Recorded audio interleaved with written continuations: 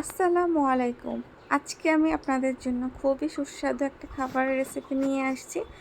ফার্মের মুরগির হচ্ছে গিয়ে চিকেন কষা ভুনা। অনেকে ফার্মের মুরগিটা খেতে চান না, কিন্তু এই প্রসেসে যদি আপনারা রান্নাটা করেন তাহলে খুবই ভালো লাগবে। দেখবেন যে আপনারা একদম চেটেপুটে খাবেন। তো আমি এখানে পরিমাণ মতো আমার যতটুকু দরকার অতটুকু হচ্ছে ফার্মের মুরগিটা আমি কেটে নিয়েছি।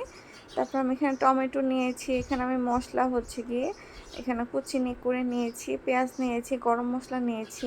তো আমার এই যে এখানে মাংসটার মধ্যে আমি গরম মশলা, তেজপাতা, লং, এলাচি, দারচিনি, মানে আমার যত যা যা গরম মশলা ওকে সেটা আমি পরিমাণ মতো 2 টুকরো করে দিয়ে দিয়েছি। পর আমার এখানে টমেটো কুচি করে কাটা সেটা আমি দিয়ে দিয়েছি। তারপর আমার এখানে হচ্ছে গিয়ে পরিমাণ মতো আমি যে পেঁয়াজটা কুচি করে রেখেছি মাংসের মধ্যে আমি সেটা দিয়ে দিচ্ছি। তারপর আমার ব্লেন্ড করা যে মশলাটা ছিল এখানে এই যে ব্লেন্ড করে রেখেছি আমি দেখিয়েছি। আমি তো আগে থেকে ব্লেন্ড করি না, আমি ওই যে কুচি করে নিই বা থেতলিয়ে নিয়ে তারপর হচ্ছে ওই মশলাটা ইউজ করি। তারপর এখানে পরিমাণ মতো লবণ দিয়েছি। আমি যতটুকু তেলটা আমি প্রেফার করব অতটুকু তেলই দিয়েছি। অবশ্যই সরিষার তেলের রান্নাটা আমি পছন্দ করি, তাই আমি অলওয়েজ সরিষার তেলটা ইউজ করি। তো তারপর হচ্ছে আমি এখানে পরিমাণ মতো সরিষার তেল দিয়েছি। এখানে আমার জিরা আগে গুঁড়া করা ছিল, এখানে জিরার সাথে ধনিয়া মিক্স করা গুঁড়া করা, তো আমি সেটা দিয়ে দিয়েছি পরিমাণ মতো। তারপরে দেওয়ার পরে আমি এখানে মরিচের গুঁড়ো দিচ্ছি, তারপরে হলুদের গুঁড়ো, মরিচ আর হলুদের গুঁড়ো, জিরে গুঁড়ো, এগুলো দিয়ে আমি এখন ভালোভাবে এটা মিক্স করে নিচ্ছি। সব কিছু মশলা দিয়ে তারপর মিক্স করে নেব। এই রান্নাটা আপনারা অবশ্যই করে দেখবেন। আমরা তো সবসময় একঘেয়েমিভাবে একভাবে রান্না করি, তো মাংসটা ভেজে তারপর হচ্ছে রান্না করি, কিন্তু এইভাবে একবার করে দেখেন। আমার কিন্তু এক্সট্রা পানি দিয়ে হয়নি, মাংসটা যে ধুয়ে যে ঝরিয়ে রেখেছিলাম তারপরেও কিন্তু যে তেল এগুলো দেওয়ার পরে মাংস থেকে একটা পানি ছেড়েছে। আমি এইভাবেই হচ্ছে গিয়ে কষিয়ে নেব। এইভাবে যদি আপনারা একবার বাসায় অবশ্যই ট্রাই করে দেখবেন, কেমন লাগে অবশ্যই আমাকে এটা কমেন্টস করে জানাবেন যে কেমন হয়েছে। তো আমি এভাবে হচ্ছে নাড়াচাড়া দিয়ে কষিয়ে নিচ্ছি মাংসটা। এভাবে কষানো হয়ে গেলে তারপর হচ্ছে দেখবেন যে কালারটা একদম চেঞ্জ হয়ে আসবে। তো আমি এইভাবে হচ্ছে মেখে দিয়েছি। প্রথমে সব কিছু মশলা দিয়ে একসাথে মেখে দেবেন, তাহলে এটা একদম ভুনা রেসিপির মতো হবে। এই যে দেখুন আমি আপনাদেরকে আবার খুব ভালোভাবে দেখাচ্ছি, এখানে গরম মশলা সব কিছু আমি দিয়ে নিয়েছি। এখন হচ্ছে আমি চুলার আঁচটা দেখাচ্ছি। দেখুন চুলার আঁচটা কিন্তু আমি সবসময় মিডিয়াম হিটে রান্নাটা করি। তারপর হচ্ছে আমি আবারও দেখিয়ে দিয়েছি, এখন আমি পানি দিচ্ছি। ওই যে আমার কষানো মানে যেটা আমার মাখানো ছিল আমি কিন্তু মাখানোর সময় পানি দিইনি, তো এখন আমি পানি দিয়ে দিচ্ছি। এটা হচ্ছে আমার কষানোর প্রসেসটা। তো আমি এখন হচ্ছে গিয়ে পানি দিয়ে ভালোভাবে আবার মশলা টশলা এগুলো সব মিক্স করে দিচ্ছি। এখন হচ্ছে আমি কষানোর জন্য দিয়ে দেব। এভাবে যদি রান্নাটা করে খেতে পারেন আপনাদের কাছে খুবই ভালো লাগবে আমি আশা করি। তো আমি ঢেকে দিয়েছি। দেখুন ঢেকে দেওয়ার পরে আমার কালারটা দেখুন চেঞ্জ হয়ে আসছে। আমার এই রান্নার প্রসেসটা দেখুন, এখানে কিন্তু এখনও ঝোল আছে।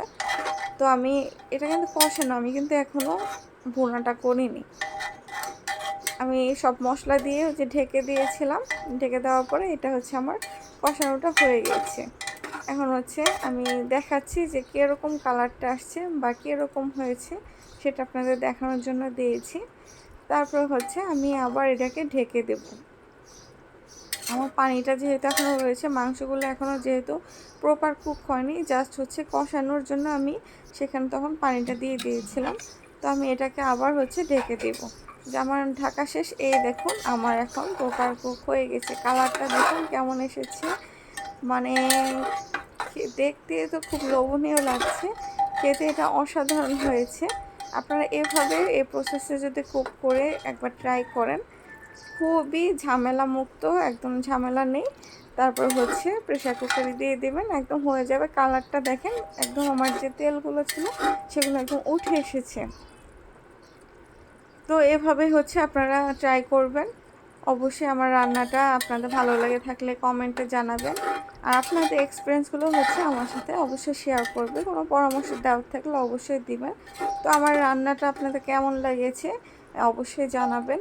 আর যদি আপনাদের পছন্দের কোনো রেসিপি যদি আপনারা সাজেস্ট করেন যে কোন রেসিপিটা আপনারা দেখতে চান, তাহলে আমাকে অবশ্যই বলবেন। আমি সে অনুযায়ী চেষ্টা করব আপনাদেরকে দেখাতে।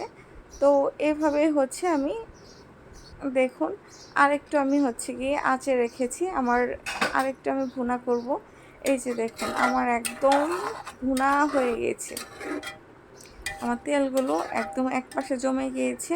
দেখুন আমি পরিমাণ মতো কিন্তু তেল দিয়েছিলাম, কিন্তু কত তেল বের হয়েছে। মুরগিটা এখন প্রপার একদম কুক যখন হয়ে যায় একদম তেলটা বের হয়। এই যে দেখুন আমার একদম রান্নার কালারটা দেখেছেন আপনারা, কালারটা একদম চেঞ্জ হয়ে গেছে। এই যে দেখুন আমি জানি না ফোনের ক্যামেরায় কেমন লাগছে, কিন্তু বাস্তবে এটার কালারটা খুবই সুন্দর হয়েছে, আর খেতে তো অসাধারণ। আমার এই রান্নার রেসিপিটা খুবই পছন্দ। আগে আমি খুব ভাজা ভাজা খেতাম, কিন্তু যখন থেকে এটা ট্রাই করেছি তারপর থেকে এটাই আসলে অনেক বেস্ট লাগে আমার কাছে, এটা অনেক ভালো লাগে। আমার লুকটা দেখুন, আমি আপনাদেরকে লুকটা দেখাচ্ছি। এই যে মাংসটা আমি এভাবে সার্ভ করে দেখাবো। এই যে দেখুন আমি এখানে সার্ভ করে দেখাচ্ছি,